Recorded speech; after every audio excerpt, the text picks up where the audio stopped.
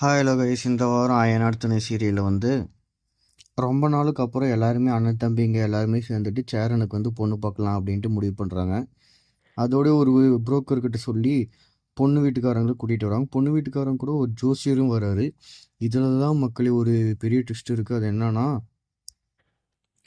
அந்த ஜோசியர் வந்து சேரனுடைய ஜாதகத்தை வாங்கி இவனுக்கு வந்து பெண் தோஷம் இருக்குது, அதனால இவங்க வீட்டில் வந்து எந்த அண்ணன் தம்பிங்களுக்கும் கல்யாணமும் நடக்காது, எந்த பொண்ணுங்களும் இந்த வீட்டில் வந்து மருமகளாக இருக்க முடியாது, அதனால தான் இந்த வீட்டில் இருக்கிற யாருக்குமே கல்யாணம் நடக்காது, நடக்காமல் இருக்குது அப்படின்னு சொன்ன உடனே சேரன் என்ன நினைக்கிறான்னா, இத்தனை நாள் இந்த வீட்டுக்கானது அது இல்லை, இந்த வீட்டுக்கான சாபம் அது இல்லை, என்னால் தான் இந்த குடும்பத்தில் வந்து யாருக்குமே கல்யாணம் நடக்காமல் இருக்குது அப்படின்னு சேரன் வந்து ரொம்ப ஃபீல் பண்ணுறான்.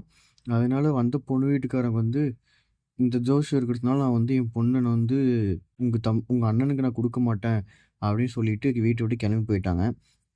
அதுக்கப்புறம் சேரன் என்ன நினைக்கிறான்னா, நம்மளால தான் நம்ம வீட்டுக்கு வந்து பிரச்சனையாக இருக்குது, அதனால நம்ம வந்து இந்த வீட்லேயே இருக்க வேணாம், நம்ம போயிடலாம் அப்படின்னு யாருக்கிட்டையும் சொல்லாமல் நைட்டோட நைட்டாக எல்லாம் துணிமணிலாம் எடுத்து வச்சுட்டு பேக் பண்ணிட்டு வெளியே கிளம்பிட்டான்.